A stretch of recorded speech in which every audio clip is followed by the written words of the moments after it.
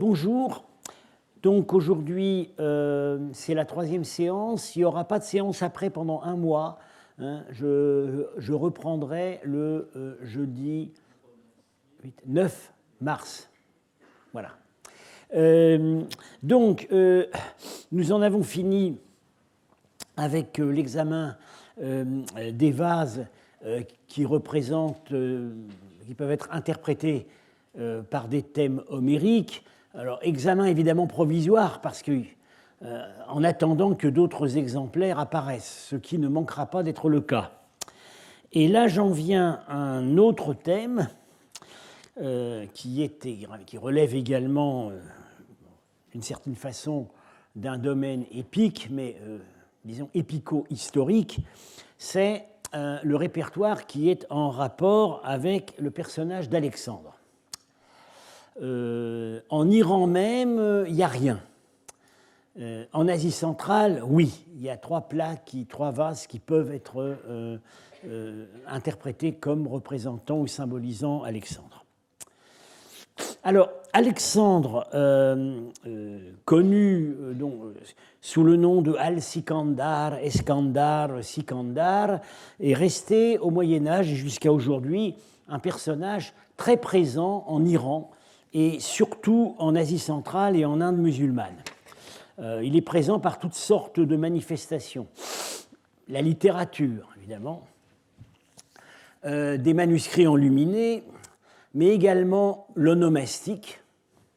Il y a beaucoup de gens, et surtout en fait en Asie centrale, qui s'appellent Sikandar, et la toponymie, les noms de lieux, la toponymie.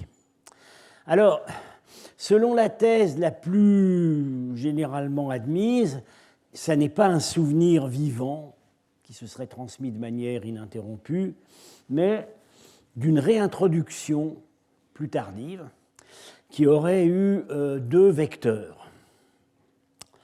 Le premier vecteur, c'est la littérature zoroastrienne, sassanide et post-sassanide, donc principalement en Pélévie, où Alexandre apparaît immanquablement comme, avec l'épithète le maudit, Gizistag. On dit aussi Rumi, ça veut dire le romain. Mais à l'époque sassanide, Rumi, ça veut dire byzantin, c'est-à-dire ça veut dire grec. Non. Alors, on lui reproche deux choses. Il a fait le malheur de l'Iran de deux manières. Il a failli interrompre la transmission de la foi zoroastrienne en détruisant l'Avesta qui aurait déjà été mis par écrit.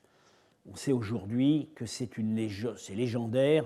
L'Avesta n'a sans doute pas été mis par écrit avant le VIe siècle de notre ère.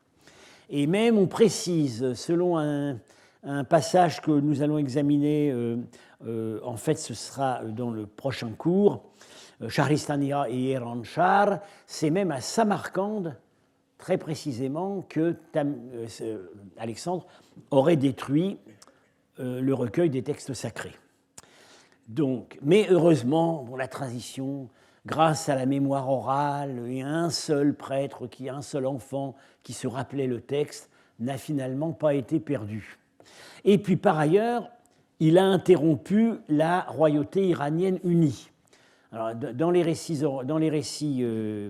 zoroastriens, le sort de l'Avesta et le sort de la royauté, en fait, sont complètement parallèles. Alors, autre vecteur qui aurait réintroduit la figure d'Alexandre, c'est la littérature donc de l'Iran musulman, et en premier lieu, donc déjà le Shahnameh, vers l'an 1000, le livre des rois, qui est, en ce qui concerne Alexandre, en grande partie en fait l'aboutissement non pas de la mémoire conservée en Iran, mais un développement à partir du roman d'Alexandre qui a circulé très, très abondamment dans le monde antique à partir du Ve siècle, d'abord écrit en grec, traduit immédiatement dans plusieurs langues, et le roman d'Alexandre, dans la version qui est reproduite dans le Shahnameh, véhicule une image ambivalente d'Alexandre. Il n'est pas complètement mauvais, mais il n'est pas complètement bon non plus. en fait, c'est un frère caché de Darius III. Et donc, à ce titre, il est le souverain légitime de l'Iran. Mais, au bout du compte, il va être perdu par son orgueil, parce qu'il a cherché l'impossible, c'est-à-dire à devenir immortel, et il a été chercher l'immortalité jusqu'aux confins du monde. Alors, le texte de Firdoussi, du Shahnameh, a été relayé ensuite abondamment par plusieurs élaborations poétiques qui, par ailleurs, avaient aussi recours à diverses versions du roman d'Alexandre. Le plus connu, c'est l'Iskandarnameh de Nezami de Ganjé, qui a été en fait, à partir d'un certain moment, à partir du XIIe siècle, la principale source en réalité des miniatures représentant Alexandre et des traditions sur Alexandre en Iran. Alors, cette idée d'un oubli d'Alexandre, qui aurait été suivie par une réintroduction littéraire, a été soutenue par l'historiographie traditionnelle et notamment par le grand historien William Tarn, le premier qui ait écrit un ouvrage de synthèse sur les Grecs en Bactriane et en Inde, The Greeks in Bactria and India, dont la première version était de 1938. Alors, Tarn a reconstitué, avec d'ailleurs beaucoup d'imagination et d'ingéniosité, l'histoire des rois successifs qui ont succédé à Alexandre en Asie centrale. Mais en ce qui concerne donc le souvenir d'Alexandre, il écrit qu'il n'y a pas pu y avoir un souvenir vivant, puisque, certes, les rois gréco-bactriens ont maintenu vivant le souvenir d'Alexandre avec des frappes de monnaie, notamment commémoratives, qui le représentaient, etc. Évidemment, ils cherchaient à se rattacher à lui. Mais en réalité, Alexandre lui-même n'a passé que 3 ans en Bactriane et en Sogdiane. À Samarcande, il est venu 2 fois. Il a passé 2 hivers, en fait. En Bactriane, en Sogdiane, même les Grecs, après Alexandre, ne sont restés qu'1 siècle. En Bactriane, ils sont restés 2, un peu plus longtemps en Inde.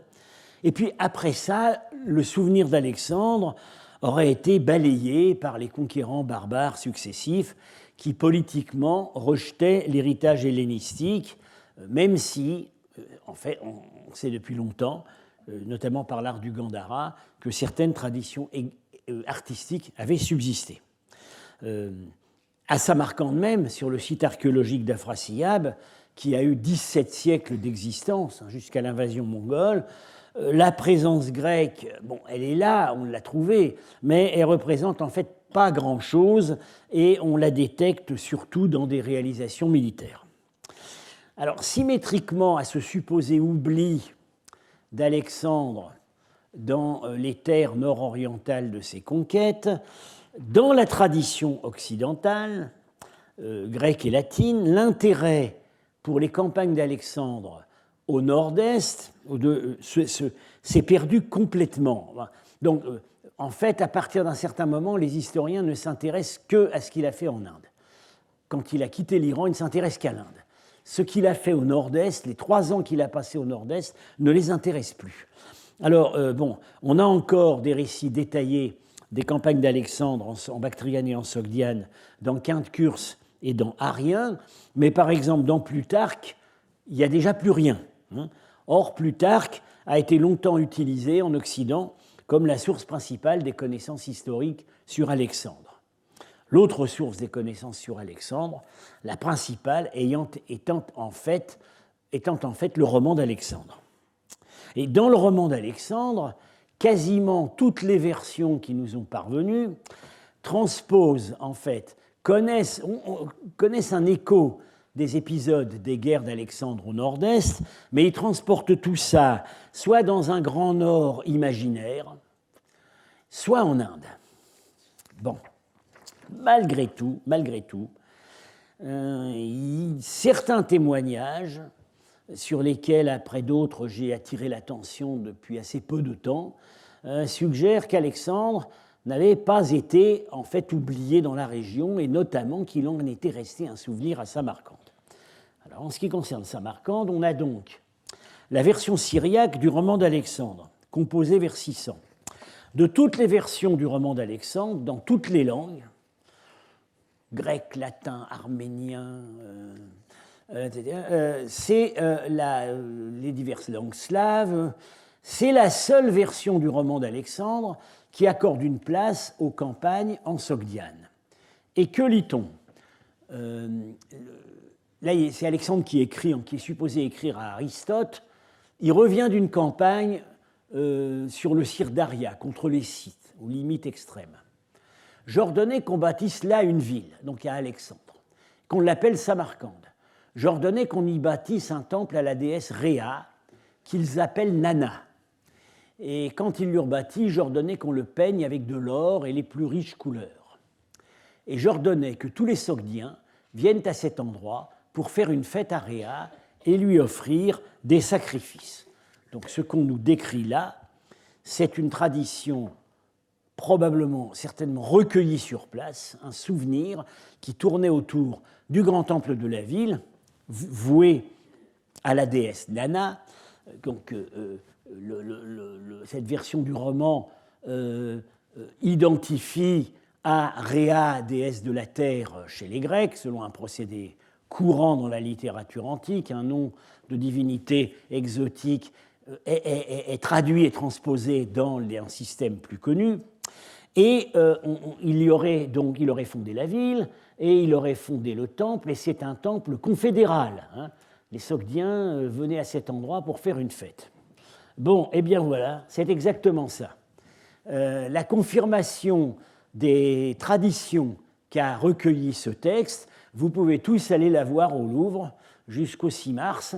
C'est à l'exposition, c'est le grand panneau de bois calciné de Kafir-Kala, le château hors les murs des rois de Samarcande, exécuté, c'est à peu près contemporain de la version syriaque du roman, on le date, disons, première moitié 6e siècle, et ce qu'on voit, c'est la déesse Nana sur son lion, qui est, voilà, j'ordonnais qu'on lui fasse une fête et des sacrifices, c'est exactement ça. En l'occurrence, elle est vénérée par une cinquantaine de fidèles qui, très probablement, représentent les chefs des grandes familles de la ville.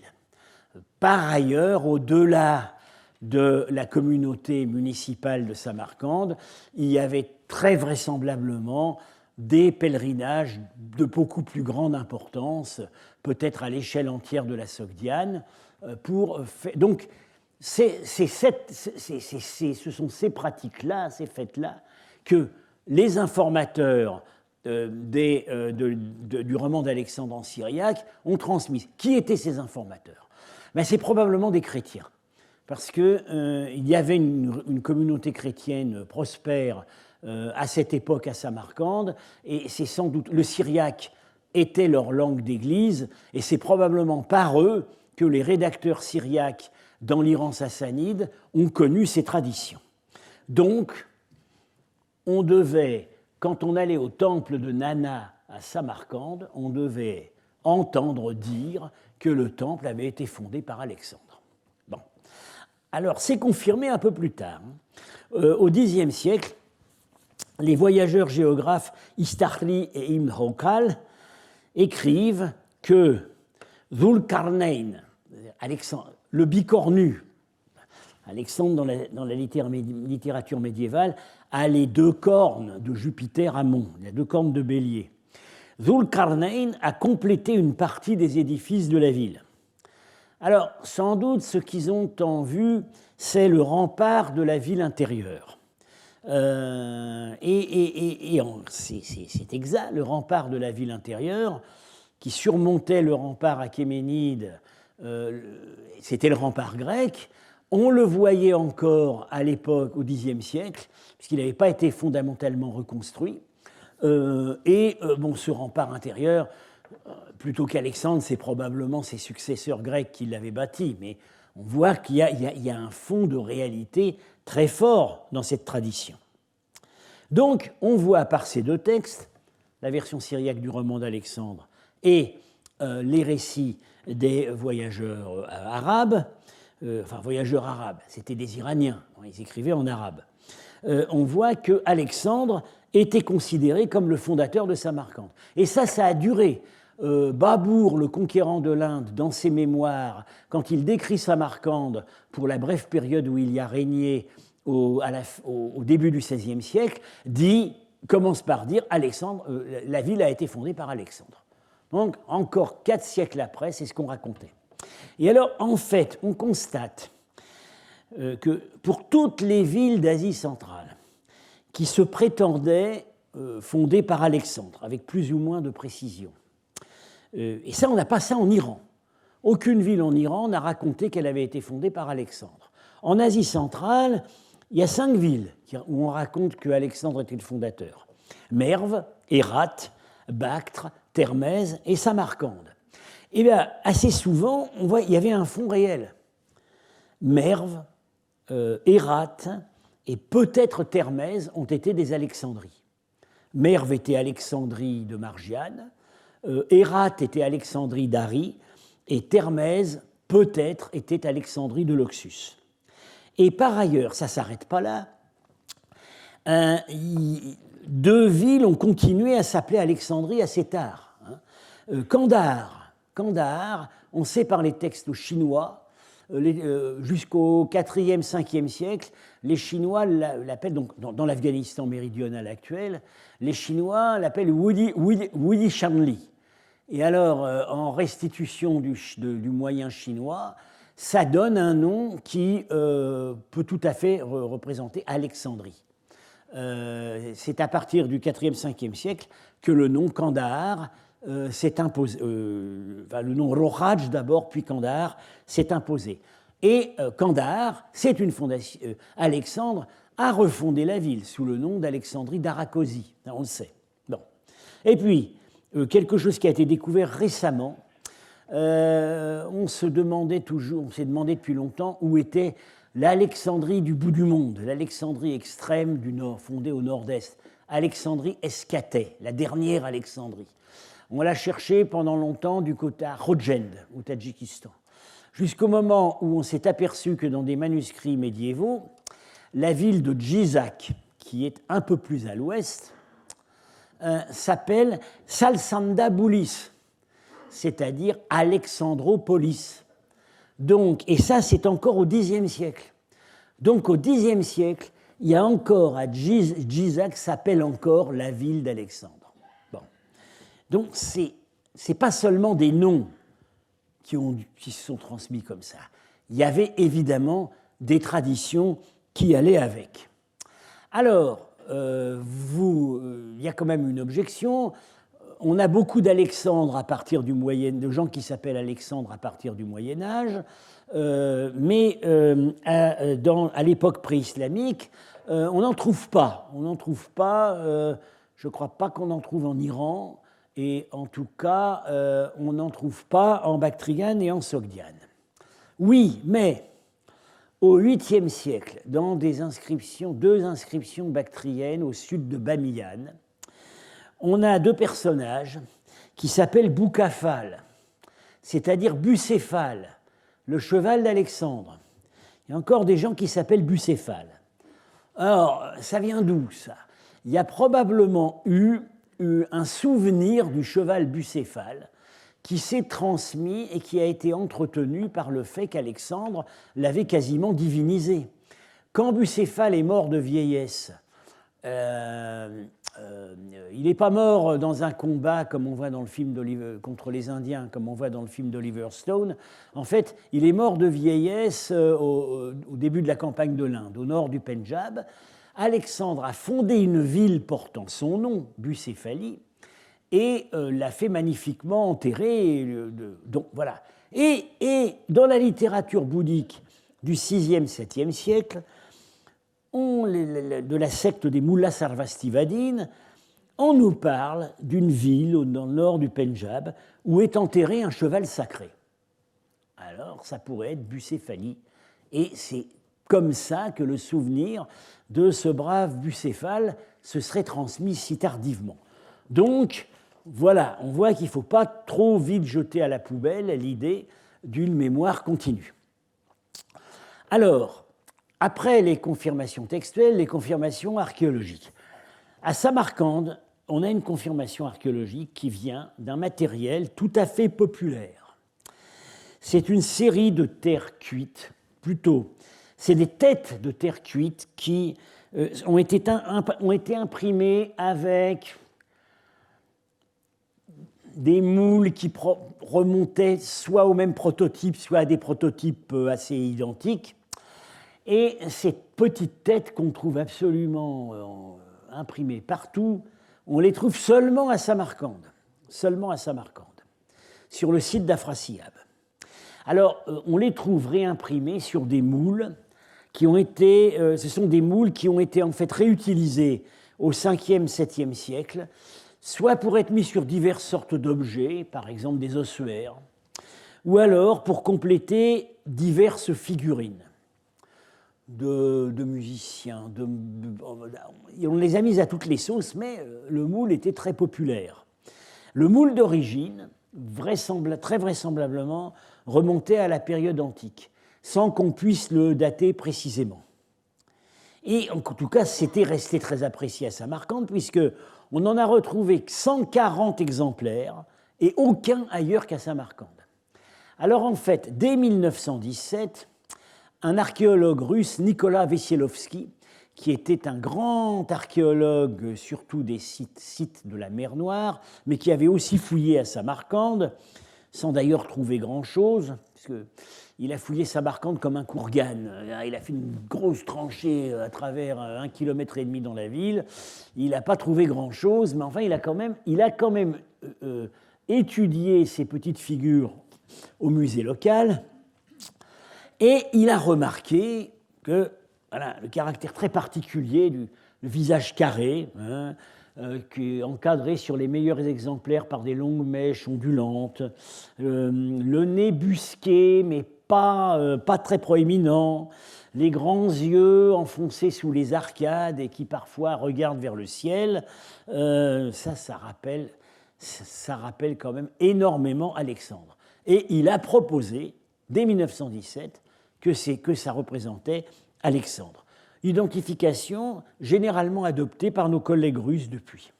Alors, il est très possible que les moules originaux aient été pris, à un moment que nous ne pouvons pas déterminer, sur des statuettes de bronze.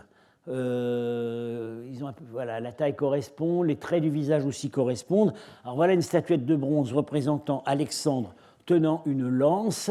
C'est probablement à la chasse, parce que la lance est inclinée vers le bas. Ouais. Tandis que si c'était le même épisode que sur la mosaïque de Naples représentant l'attaque contre Darius, la lance serait verticale, serait horizontale ou même levée en haut.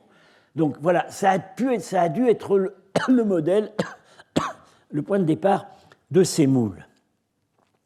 Alors, Ankadan a distingué en fait 4 sous-types, dont certains ont l'air de garder, sous une forme très abîmée, très usée, la trace du scalp de lion que porte parfois Alexandre sur ses statues. Et vous voyez dans chaque cas, chacun de ces types de petites têtes d'Alexandre peut être comparé à des types bien connus qui représentent vraiment Alexandre, le sarcophage. Voilà, les têtes de Vergina, le sarcophage de Dresde, le sarcophage de Sidon. On voit qu'on est dans oui, les longs cheveux, avec le type de pella, on voit qu'on est dans le même répertoire. Bon. Alors, chose extrêmement frappante que j'ai découverte en fait lors de mes vacances l'année dernière en Italie, au musée de Viterbe, qui a une jolie collection de restes romains, et notamment les restes d'un petit sanctuaire rustique à Déméter.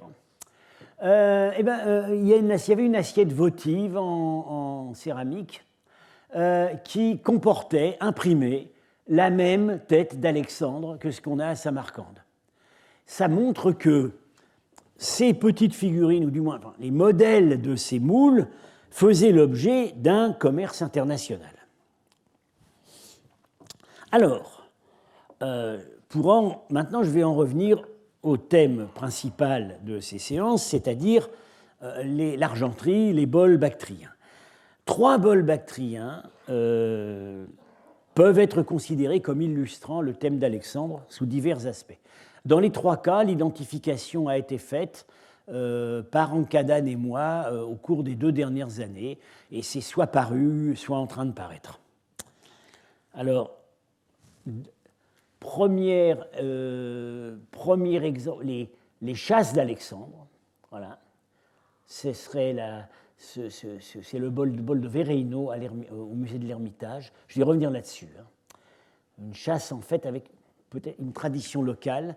Ça pourrait bien être la chasse au tigre qu'il a faite près de Samarcande. Ensuite, la récupération par des thèmes dionysiaques. Voilà, c'est un bol de la collection Al-Saba au Koweït.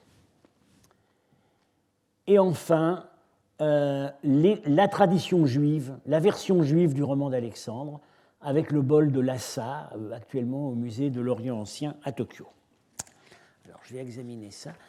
Est-ce qu'il serait possible d'atténuer cette lumière C'est pas possible d'atténuer cette lumière parce que j'ai l'impression d'être au commissariat en train de répondre à un interrogatoire. Bon, c'est pas très grave. Bon. Alors voilà, le bol de Vereino.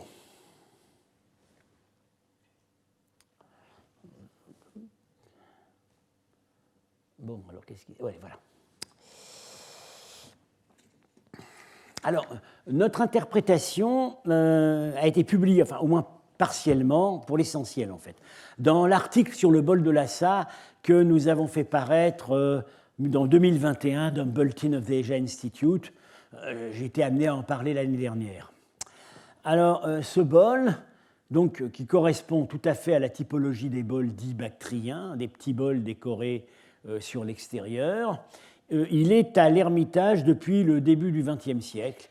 Comme beaucoup de ces bols de l'Ermitage, ces vases de l'Ermitage, il a été trouvé du côté de l'Oural, ou peut-être dans ce cas-là, c'était en Ukraine.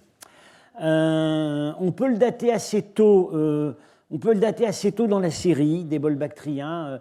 Nous pensons qu'il date du IVe ou Ve siècle. Alors, il représente 3 cavaliers chasseurs. Je vais vous montrer comment ils sont disposés.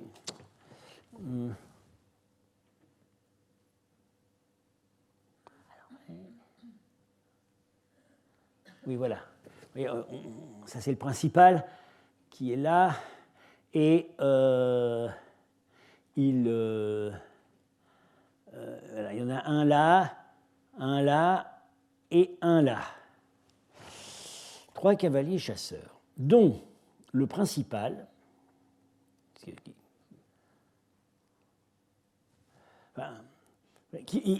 ces 3 cavaliers chasseurs ont des costumes et des traits du visage.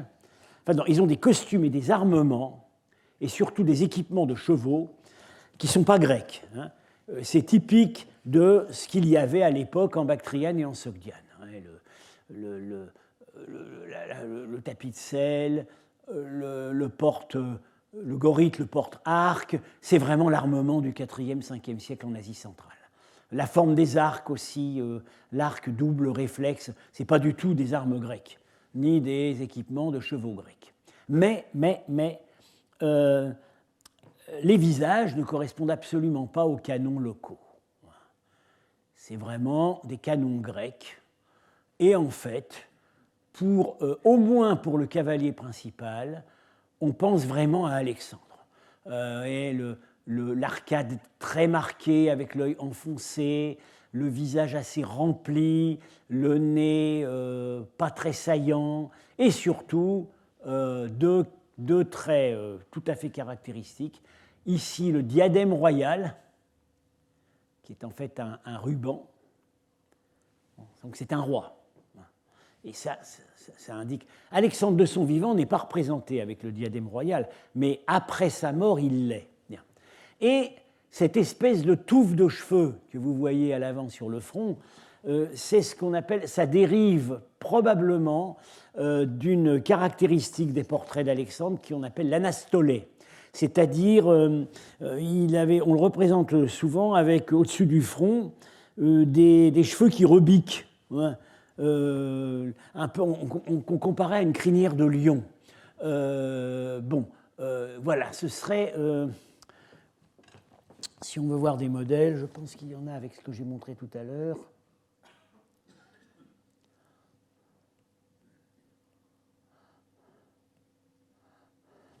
Voilà l'anastolé. Vous voyez, c'est ça. C'est ça aussi, mais c'est très net ici, hein, sur ce type de portrait. Donc, nous avons déjà, par le visage, nous avons pensé à Alexandre. Et ce qui nous y a fait penser encore plus, c'est que c'est le détail de cette chasse. Ce qu'il tue d'un seul coup de lance, ça n'est pas un lion, contrairement aux animaux auxquels s'affrontent ses compagnons à l'arc. C'est un tigre. C'est un tigre.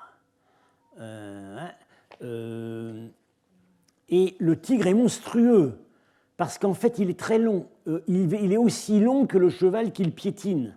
En fait, voilà, le cheval passe sous le corps du tigre. Ça appartient au tigre. Et ça, c'est les pattes arrière du tigre. Vous voyez. Donc, le tigre est plus long que le cheval. Donc, c'est vraiment un monstre. Bon.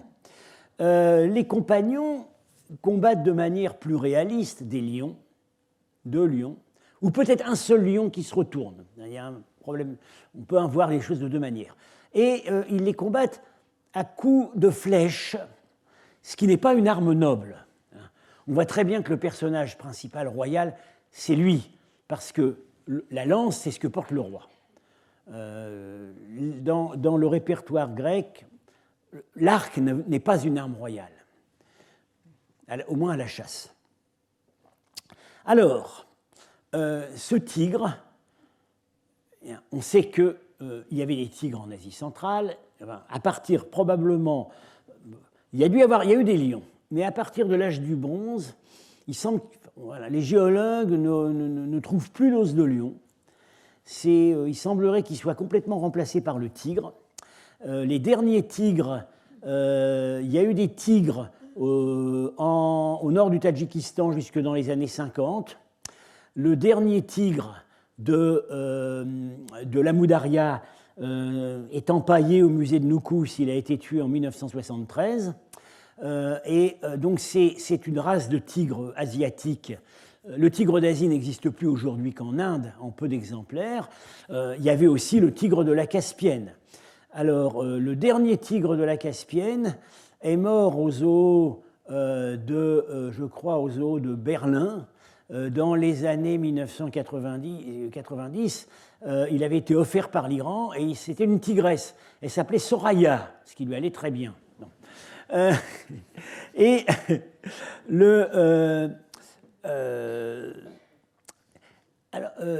on a un texte.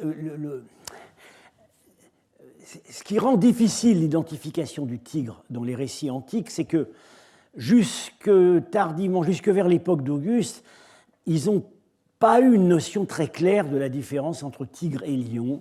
Il n'y a pas de mot spécifique, par exemple, mais on voit que en fait, ils ont vraiment connu les tigres quand ils ont commencé à voir arriver des tigres dans les jeux, dans les amphithéâtres romains. Avant ça, ils n'avaient pas une notion très claire. Mais on a quand même un texte de Mégastène, qui était donc l'ambassadeur des Séleucides à la cour indienne des Mauryas, qui parle d'une sorte de lion monstrueux, qui, dit-il, qui vaut deux lions ordinaires. Et donc là, on voit bien qu'il décrit le tigre de l'Inde. Et il dit, en gros, ce qu'il dit, c'est qu'un tigre vaut deux lions. C'est exactement ce qu'on a ici. En taille, il est long comme deux lions. Bien. Alors, ce que nous proposons maintenant, c'est de reconnaître ici le souvenir d'une chasse réelle qu'Alexandre a menée dans un site qui s'appelle Bazeira. C'est raconté par un texte de Quinte Kurs, près de Samarcande. C'était pour faire délasser son armée au moment de repartir en campagne vers le sud.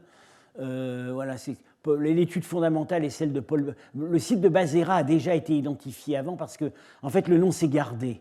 Bazeira, c'était Ouazdira, et on avait au Moyen-Âge encore Ouizd, qui correspond à la petite ville d'Ourgout, au sud-est de Samarcande, qui existe encore. Voilà le paysage de la région. Ce sont des piémonts qui étaient boisés, donnant sur des montagnes, hein, donc vous pouvez vivre une riche faune montagnarde, et ça s'étendait en fait sur tout le piémont d'Ourgout jusque ici, Sarrazme, où là c'est vraiment une jungle, hein, c'est la végétation de la rive du fleuve, et les archéologues ont pu découvrir justement dans cet endroit un reste de murs et de tours voilà. Et ce serait probablement les restes de cette chasse royale, ce que les Perses appelaient un paradis. Hein. Paradis, en perse, c'est paridaisa, ça veut dire mur qui entoure. Au départ, ça désigne le parc de chasse. C'est plus tard que ça a pris la signification de lieu de délassement, donc tout notre paradis. Bien. Alors, il se trouve que ce parc ou cet ensemble de parcs était encore une chasse royale au 5e siècle, car voilà une peinture du temple de Djartepe, qui est pas très loin, en fait, entre Samarcande et Penjikent, qui représente alors un couple de divinités, ici. Bon, c'est très mal conservé, mais cette déesse-là est sur un trône avec des lions. Donc évidemment, c'est Nana, la grande déesse de Samarcande, avec une autre divinité. Et voilà des chasseurs aristocratiques qui chassent ici le mouflon, et celui-ci chasse la panthère. Alors, on ne voit pas ici de tigre, mais certainement, cette peinture fait référence à une réalité locale dans laquelle se trouvait ce temple. Alors, venons-en au texte de Quinte Kurs, qui est... Alors, j'ai pris des extraits. En fait, le texte confond un peu cette chasse avec deux autres chasses qu'Alexandre a faites avec ses compagnons, dont l'une en Syrie, mais on arrive quand même à extraire un noyau qui paraît bien s'appliquer à ce site de Bazeira.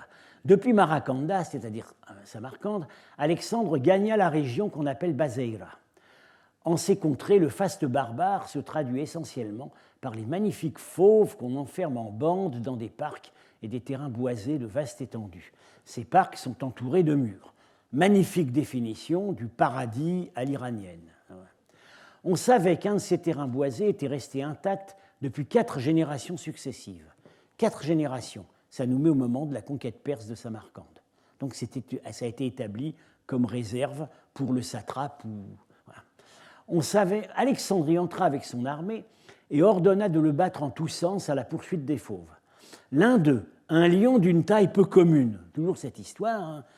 Le tigre, c'est un double lion, se précipitait pour assaillir le roi en personne. Alexandre, non content d'arrêter l'animal, le tua d'un coup. Alors, oui, Alexandre, il est à cheval, il n'est pas à pied. Donc, oui, le bond du fauve sur la monture du chasseur, c'est plus caractéristique du tigre que du lion.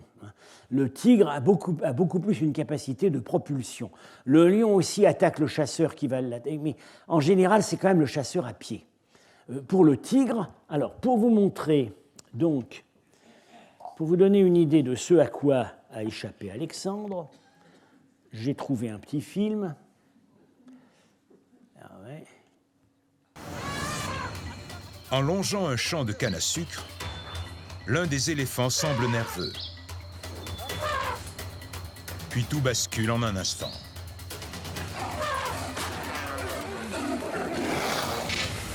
Le tigre furieux jaillit des broussailles à la vitesse de l'éclair, bondit à près de 3 mètres du sol, les griffes labourant l'air, et mord profondément le cornac terrifié. Au ralenti, on voit ses crocs s'enfoncer dans la main gauche de l'homme. Les rangers se sont stupéfaits et effrayés. Normalement, la taille des éléphants est une bonne protection contre les félins, mais pas cette fois. Et le prédateur pourrait bien se préparer à lancer une autre offensive.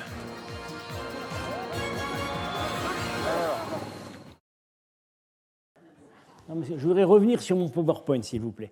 Donc, Alexandre, il n'était pas sur un éléphant, il était sur un cheval. Alors, vous voyez à quoi il a échappé. Ce n'est pas étonnant que le souvenir de cette chasse se soit conservé. Alors, j'indique en passant, ces images sur des reliefs chinois, notamment les reliefs où il y a les immortels, où on voit des tigres qui volent, en vol plané, on pense que c'est complètement fantastique. C'est parfaitement réaliste. Le tigre vole en vol plané. Bon, alors là, oui, mon power... Ah, attendez. Ah non, c'est bon, je devrais y arriver. Bon, alors là, c'est bloqué. Ah, voilà. Nous revoilà.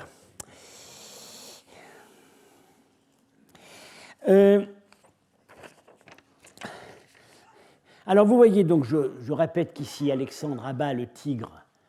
Dans son article, Paul Bernard pensait qu'il s'agissait quand même d'un lion. Mais, bon...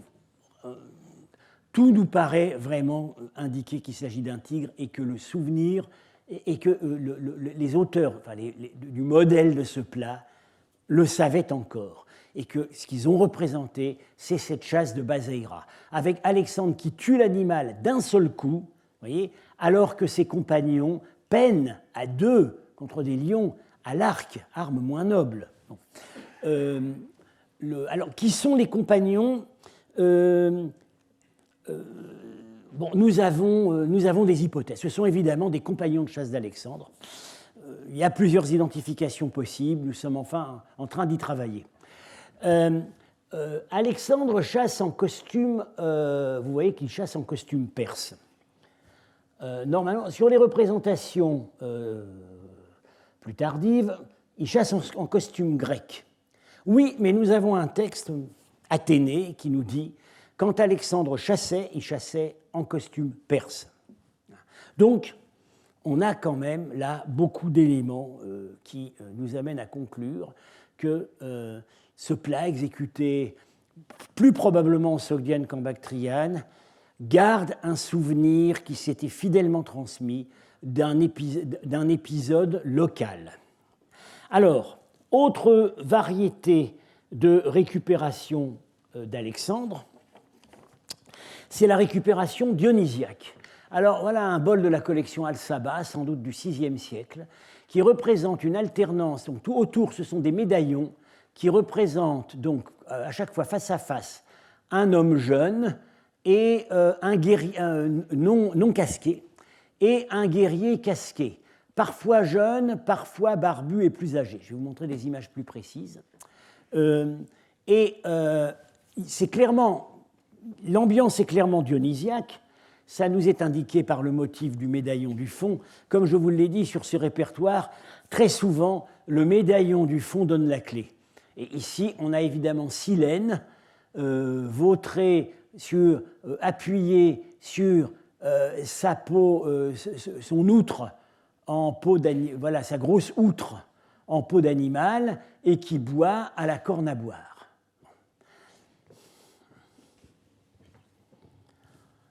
Alors, d'une part, on a des médaillons. Dans ces médaillons, à gauche, on a toujours le même personnage, qui est juvénile, et qui a un diadème, vous voyez, et qui, en fait, rappelle beaucoup la manière dont on représentait Alexandre sur des médaillons porte-bonheur exécutés au IVe siècle, à la même époque. Avec le regard tourné vers le ciel. Est-ce que, très caractéristique, les cheveux passé en rouleau sous le diadème royal. C'est exactement ce qu'on a là. Et les cheveux, par ailleurs, tombant assez loin sur la nuque, c'est aussi ce qu'on a là. Et en face, on a des personnages aux traits conventionnels, en alternance, un jeune et un homme d'âge mûr. Ils sont tous casqués. Et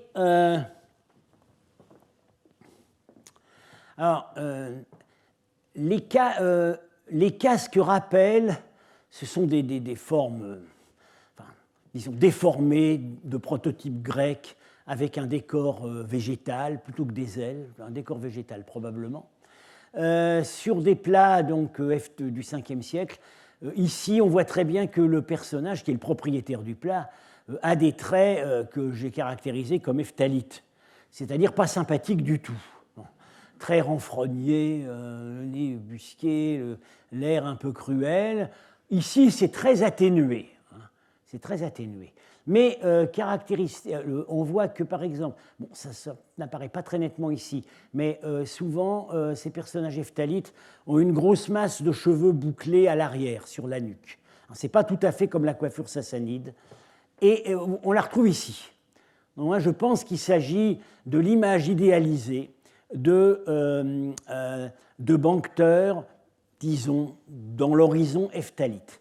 Et caractéristique. Alors, vous ne pouvez pas le voir ici, mais il faut vraiment voir les photos de très près pour s'en rendre compte. Ces casques portent à l'arrière un masque de silène ou de satyre, avec la barbe en bas, vous voyez. Voilà, le protège-nuque est un masque de satyre. Ce qui veut donc, ça signifie qu'il s'agit d'une évocation d'initiation dionysiaque, ce à quoi vous pouvez aussi faire penser déjà le silène au bas du bol.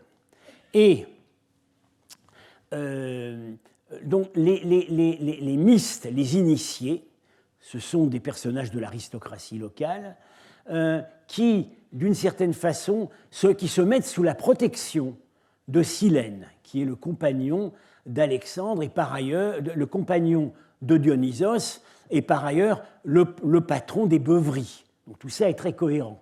Et il regarde Dionysos face à face. Et ça, c'est caractéristique aussi des initiations, des rituels d'initiation dans le monde romain tardif à cette époque.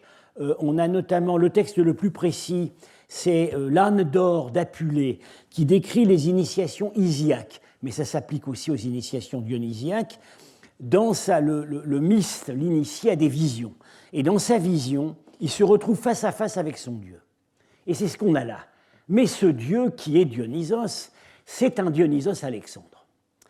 Et ça nous rappelle donc qu'il y a toute une construction idéologique qui d'ailleurs a été orchestrée du vivant même d'Alexandre sur l'assimilation de Dionysos à Alexandre. Car Dionysos, c'est le premier qui a conquis l'Inde.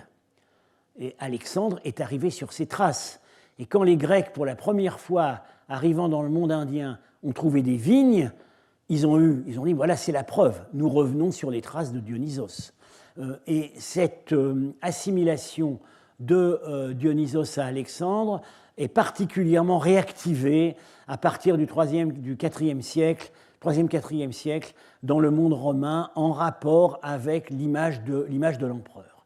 Donc, quelque part, à l'origine de ce plat, il y a des modèles romains que nous n'avons pas, enfin nous les avons techniquement, parce que ces médaillons, qui, vous voyez, sont ponctués autour, en fait, ça imite des médaillons sertis dans la coque du vase, et ça, c'est typique des vases romains de cette époque.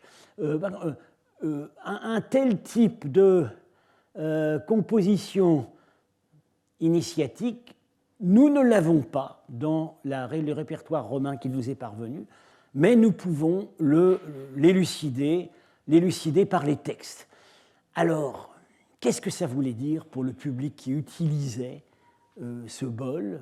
On buvait dedans, donc évidemment le rapport avec Dionysos et Silène pouvait paraître évident. Que pouvait représenter ces motifs initiatiques? Est-ce qu'il y avait encore des restes d'initiation dionysiaque? On sait par ailleurs que l'aristocratie ephtalite pratiquait des beuveries, des banquets collectifs, etc. Donc ça pouvait avoir des résonances pour eux. Et en tout cas, pour en revenir à notre question essentielle, le souvenir d'Alexandre reste vivant.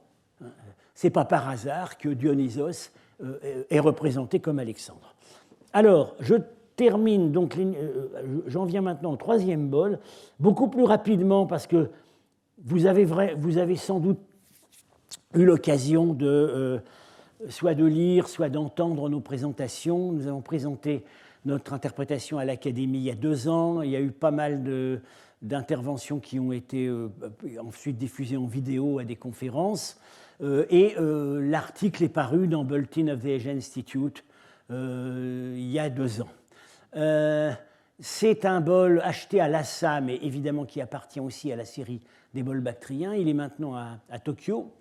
Et il a été acquis en 1961, publié en 1973 par Philip Dunwood, qui voulait reconnaître un motif homérique. En l'occurrence, le même épisode que celui que nous avons vu au début, avec le plat représentant l'armée des Grecs bloquée au port d'Aulis et ne pouvant pas passer sur l'autre rive. En l'occurrence, ce qu'on avait vu, c'était le sacrifice d'Iphigénie. Ici, ce serait le prodige, c'est-à-dire un serpent qui monte dans un arbre, qui dévore 8 oisillons, puis leur mère, et c'est interprété comme présageant les 9 années que va durer la guerre de Troie. Bon, ça ne marche absolument pas. L'interprétation proposée par Dunwood n'avait pas convaincu, mais en même temps, on ne proposait rien d'autre. Bon, ça ne peut pas marcher, aucun des personnages de cet épisode de l'Iliade n'est reconnaissable ici. Il n'y a jamais 9 oiseaux, donc ça perd tout sens. En fait, ce que représente ce bol, voilà, ce sont cette publication qui est parue, et celle-ci qui va paraître bientôt, que nous avons faite en français à l'Académie, dans une perspective un peu différente.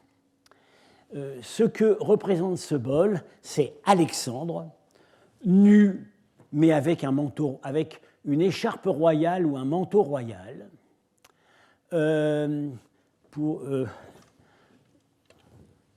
Les traits sont reconnaissables. Voilà. Ce sont les traits d'Alexandre que nous avons déjà vus. Bon, l'anastolée, ici, elle se voit bien. Hein. Les cheveux qui rebiquent sur le front, ça se voit très bien sur cet exemplaire-là.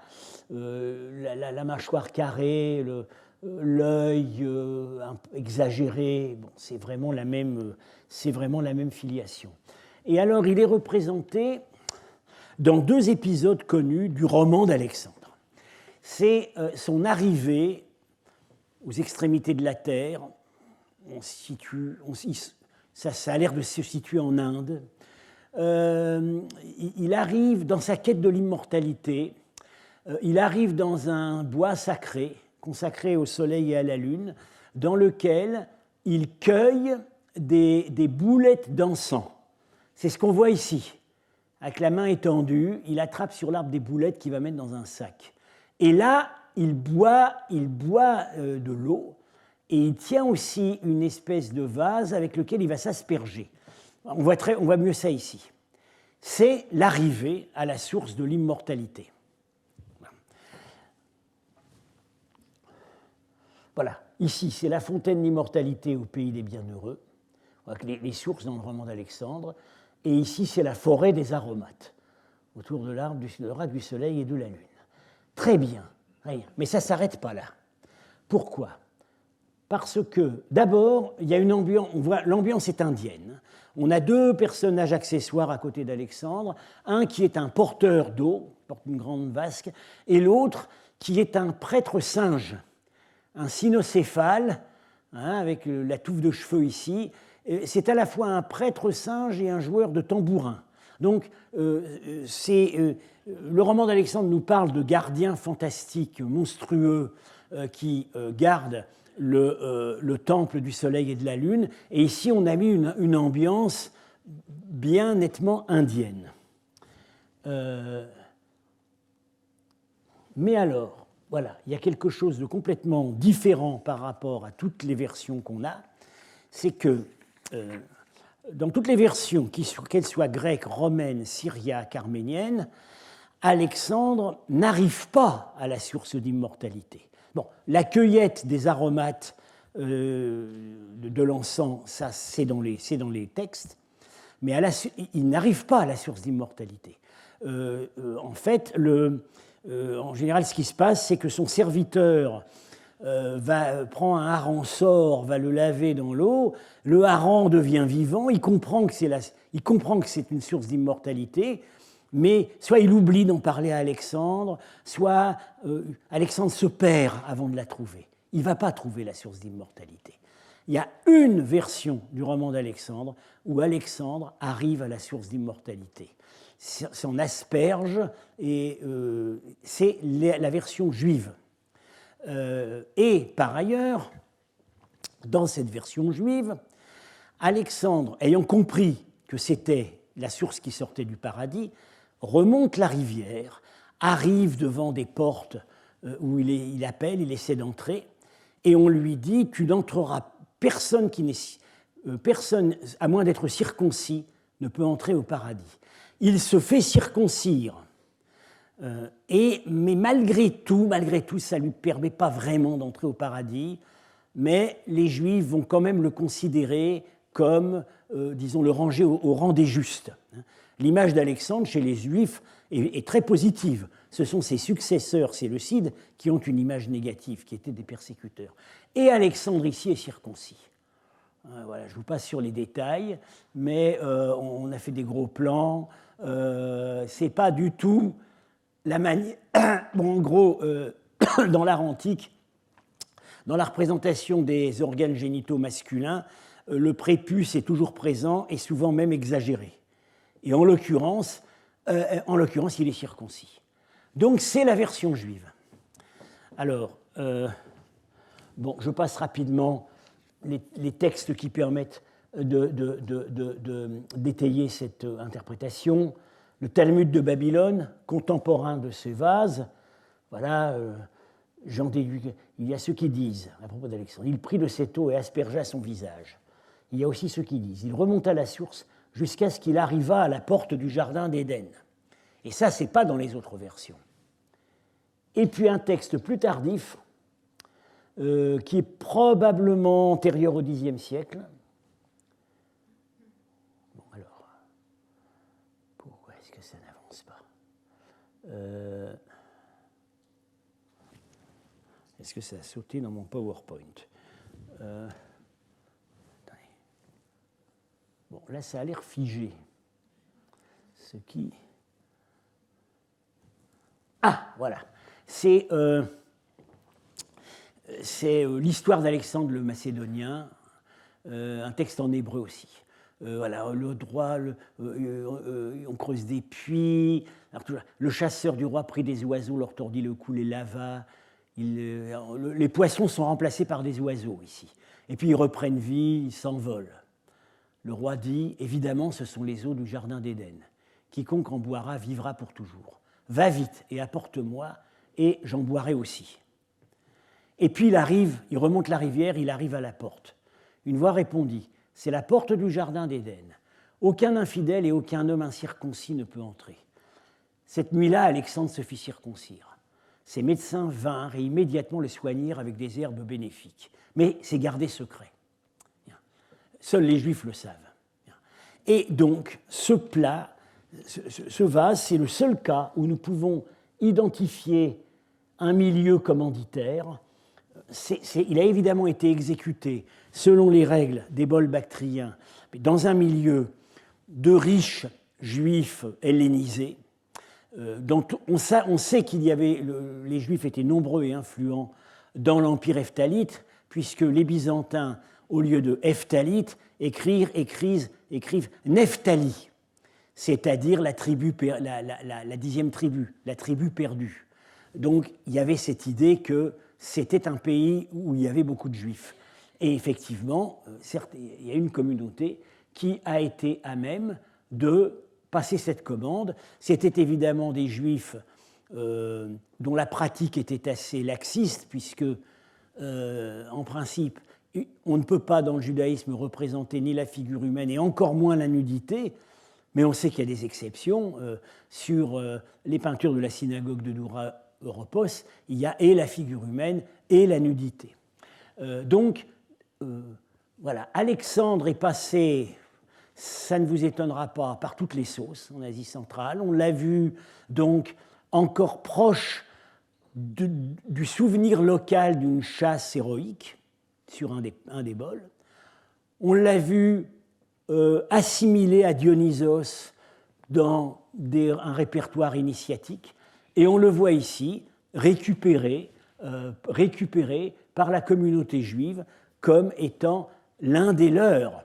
Et vraisemblablement, l'idée qu'avaient les commanditaires de ce plat et ses propriétaires, c'était d'une part de montrer que, de s'annexer à Alexandre comme ayant été le protecteur de leur religion, et peut-être aussi de flatter leur maître Ephtalite, parce qu'après Dionysos, après Alexandre, les Ephthalites avaient conquis l'Inde du Nord.